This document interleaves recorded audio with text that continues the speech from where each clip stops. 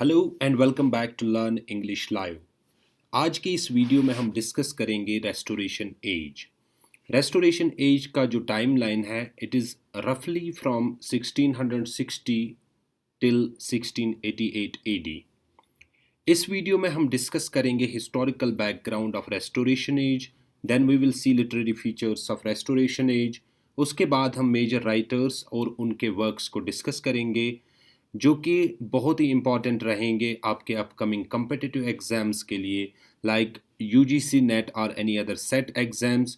और ये restoration age जिसमें जो हम डिस्कस करेंगे ये आपको बहुत ही फ़ायदेमंद रहेगा आप अगर PGT या TGT एग्ज़ाम्स के लिए प्रिपेयर कर रहे हो। दोस्तों, इस रेस्टोरेशन एज को डिस्कस करने से पहले हमने पिछले वीडियो में जब हमने प्यूरिटन एज पढ़ी थी उस वीडियो में हमने डिस्कस किया था 17th सेंचुरी को कैसे डिवाइड किया गया है दो एज्स में या दो पीरियड्स में। उसमें हमने पहले प्यूरिटन एज जो 1600 टू 1660 डिस्कस किया था। आज हम डिस्कस करेंगे रेस्टोरेशन पीरियड।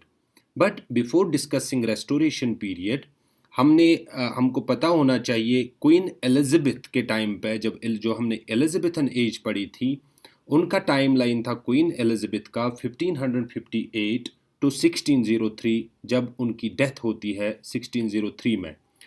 उस टाइम क्या होता है, जेम्स वन जो होते हैं जो स्कॉटलैंड से आए थे और इस टाइम पे इंग्लैंड में जेम्स वन आते 1603 एंड लॉस्ट स्टिल 1625 और उस टाइम से स्टार्ट हो जाता है जैकोबियन एज।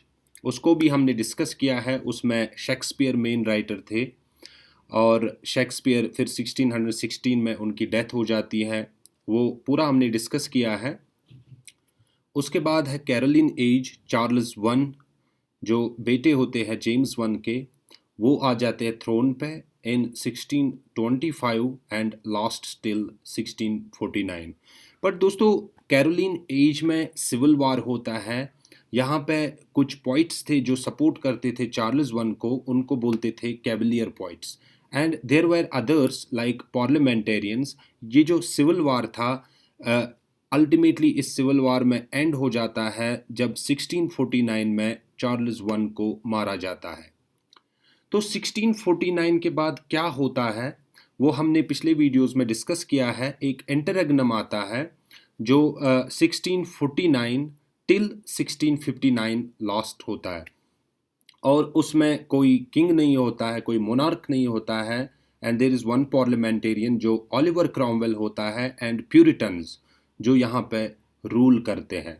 दोस्तों ओलिवर क्रॉमवेल जो था वो 1648 में मर जाता है और उनका बेटा रिचर्ड टू जो थ्रोन पे आ जाते हैं। उनका बेटा जो रिचर्ड है वो थ्रोन पे आ जाते हैं और वो उतना ज़्यादा पावरफुल रूलर नहीं था और वो खाली 8 मंथ तक रूल कर पाता है एंड फाइनली यहाँ पे 1660 में चार्ल्स टू आ जाते हैं थ्रोन पे और this is how monarchy gets reestablished in England. Charles two जो थे ये जो जेम्स वन थे उनके बेटे थे और इनको जब सिविल वार हुआ था उस टाइम ये फ्रांस चले गए थे जब ये 20 ईयर्स ओल्ड थे, एग्जाइल में थे ये during civil war and finally Charles two 1660 में वापस आ जाते हैं इंग्लैंड में and this is how monarchy gets reestablished. जो चार्ल्स टू थे ये आर्ट लवर थे और इन्होंने फ्रांस से बहुत चीज़ें लाई थी लाइक लिटरेचर एंड चनाची ये लिटरेचर एंड आर्ट लवर थे। तो सबसे पहले इन्होंने क्या किया, इन 1660 इटसेल्फ थिएटर बैन जो बहुत टाइम से हुआ था इन्होंने उसको ख़त्म कर दिया and this is how theatre ban was lifted in 1660। Another important event जो था 1660 में ही, that is the establishment of royal society. ये एक ओल्डेस्ट साइंटिफिक सोसाइटी थी। This was just for the development of natural sciences, rational inquiry and research. And dear friends एक important event और होता है इस बीच में, that's called as the great fire of London which happens in 1666. अक्सर पूछा जाता है एग्जाम में both theatre ban and great fire of London. Great fire of London में ऑलमोस्ट 300 हाउसेज डैमेज हुए थे and thousands of people died in this great fire of London. The political system of this period was parliamentarian system. और parliamentary system में दो important parties थे यहाँ पे. One was Whigs जो parliamentarians थे और liberals, and the second was Tories जिन्होंने support किया था king को. They were supporters of king. And dear friends, finally Charles to मर जाते हैं एंड जो उनके भाई होते हैं जेम्स टू चार्ल्स वन के भाई होते हैं, बट ये एक कैथोलिक थे और ये रूल थ्रोन पे आ जाते हैं इन 1685. इससे पहले जेम्स टू से पहले चार्ल्स टू थे और चार्ल्स टू एक प्यूरिटन थे खुद, और जब जेम्स टू आते हैं ये एक कैथोलिक होते हैं, पैपिस्ट who believed in Pope, and इससे लोग बहुत ज़्यादा नाराज़ हो गए और यहाँ पे लोगों ने बगावत स्टार्ट की. फाइनली इनका रूल ज़्यादा देर तक नहीं चला, ऑलमोस्ट फॉर 3 years. 1688 में क्या होता है, विलियम द थर्ड और जो एक प्यूरिटन थे and Mary of Orange, they took the throne from James II in 1668, and this is very important. It's called as Glorious Revolution, and this is also known as Bloodless Revolution. Why it's called Bloodless Revolution? Because इसमें ज़्यादा खून खराबा नहीं हुआ था. And this is how this Restoration Age comes to end. This was the historical background of Restoration Age. Now we will see some literary features of this age. दोस्तों जो इस टाइम पे राइटर्स थे ये ज़्यादा जो एंशंट्स थे उनके लिटरेचर और आर्ट को इमिटेट करते थे, उसको कॉपी किया इन्होंने ज़्यादा. That's why this is called as new classical school of poetry.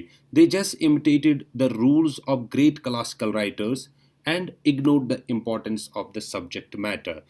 तो नियो क्लासिकल राइटर्स जो थे इन्होंने सिंपली जो रूल्स और लिटरेरी कन्वेंशंस थे उस पे ज़्यादा ध्यान दिया, इसके बावजूद कि ये सब्जेक्ट मैटर पे ध्यान देते. तो this is how they expressed the superficial manners and customs of aristocratic and urban society. दूसरा इन्होंने फ्रेंच को भी इमिटेट किया, जिसमें कि पास्कल, रेसिन, बोलियो एंड अदर फ्रेंच राइटर्स थे जिनको इन्होंने ब्लाइंडली इमिटेट किया.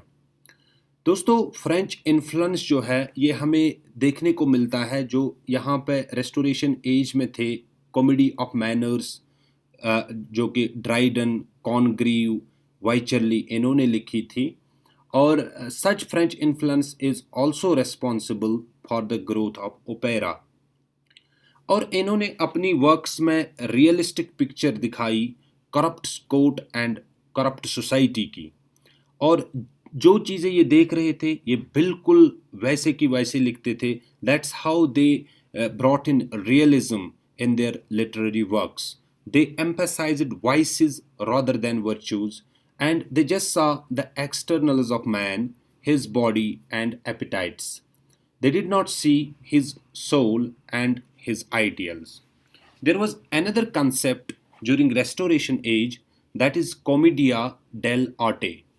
And Commedia dell'arte, it was an art form that gained popularity in Italy, and it was performed by guilds. Guilds एक professional artists हुआ करते थे, and there were stock characters in conflict, and improvised comedy was used in Commedia dell'arte. The important writers of this age are like John Dryden. That's how John Dryden was the most important writer of this age. That's why Restoration Age is also called as Age of Dryden. और Dryden के जो famous satires हैं, they are Absalom and Achitophel, the medal and MacFlecknoe. जो John Dryden की Alexander's feast है, that's an ode in honour of Saint Cecilia. और John Dryden ने एक ऐसे लिखा that is the essay of dramatic poesy in 1668 and it's a prose work.